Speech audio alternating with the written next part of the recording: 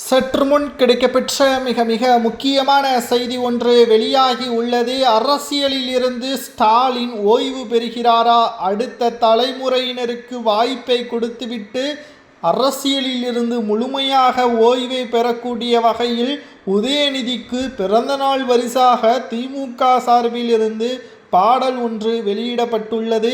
குறிப்பாக மக்கள் நலன் என்று பிறந்தநாளை ஒவ்வொரு வருடமும் கொண்டாட வேண்டும் என்பதை உதயநிதி அவர்கள் கூறுகிறாரோ இல்லையோ, திமுகவின் உடன்பிறப்புகள் சமூக வலைதளங்களில் பரவலாக பேசப்பட்டு வருகிறது. பிரபல நடிகைக்காக உதயநிதி அவர்கள் என்ன செய்தார் என்பதை நாம் சொல்லித்தான் தேவைப்படுகிறதா?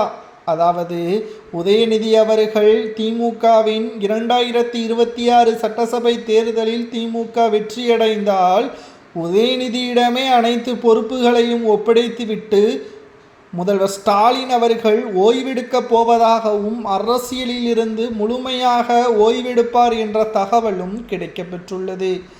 அனைத்து தலைவர்களும் மூத்த நிர்வாகிகளும் உதயநிதியின் பேச்சை தான் கேட்க வேண்டும். கூட்டணி கட்சியின் தலைவர்கள் கூட உதயநிதி அவர்கள் எடுக்கின்ற முடிவிற்கு கட்டுப்பட வேண்டும் என்று தற்பொழுதே ஸ்டாலின் அவர்கள் உதயநிதிக்கு ஆதரவாக களத்தில் பேசி வருகிறார். இது சரியானதா என்று பார்த்தால் நிச்சயமாக இது ஏற்றுக்கொள்ள முடியாதது. குடும்ப வாரிசு என்ற ஒரே காரணத்திற்காக ஒட்டுமொத்த திமுகவின் தலைமை பொறுப்பையும் உதயநிதியிடம் கொடுத்து விடலாமா? சரி, திமுக 2வது முறை வெற்றி அடைந்தால்தானே இது நடக்கும். அது ஒருபோதும் நடக்காது.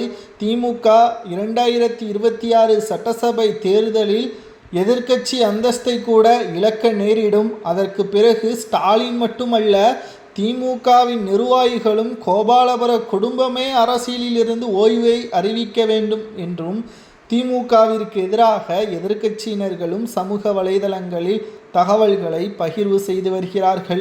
ஆனால் இதில் இருந்து நாம் ஒன்றை மட்டும் பார்க்க வேண்டும்.